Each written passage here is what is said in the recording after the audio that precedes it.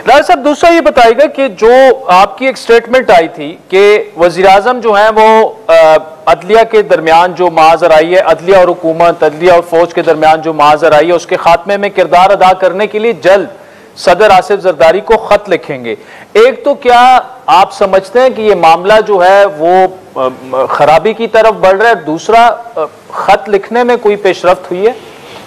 देखें, इस बारे में ख़त लिखना या खुद बात करना, मकसद तो ये है कि जो इस वक्त महाजर आई है, एक दिन जो है वो रिमार्क्स कह लें या वो भी वैसे तकारीरी होती हैं, वो जुडिशल साइड पे होती हैं, और दूसरे दिन जो है ये अपना पार्लिमानी साइड से या पार्लियामेंट से होती हैं। तो इनका जो नेट नतीजा है, जो नेट रिज़ल्ट है, वो तो कोई इतना मुनासिब नहीं है।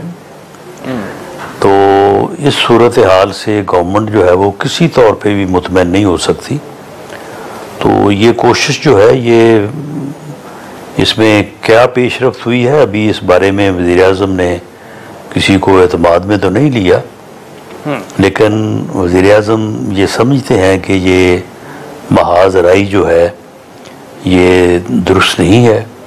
अदलिया का पूरा एहतराम होना चाहिए, उनकी इज़्ज़त होनी चाहिए, और अदालतों को भी पार्लियामेंट की इज़्ज़त और जो अवामी नुमाइंदे हैं जिनके पास अवाम का मैंडेट है उनका एहतराम जो है वो करना चाहिए, और इस किस्म का माहौल नहीं बनना चाहिए।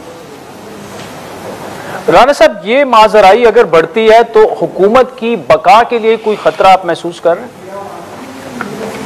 नहीं, ये महाजराई खैर बढ़ेगी क्या? ये को दोनों तरफ से कोई एक दूसरे के ऊपर हमलावर होने से थोड़ा तकारीर ही है,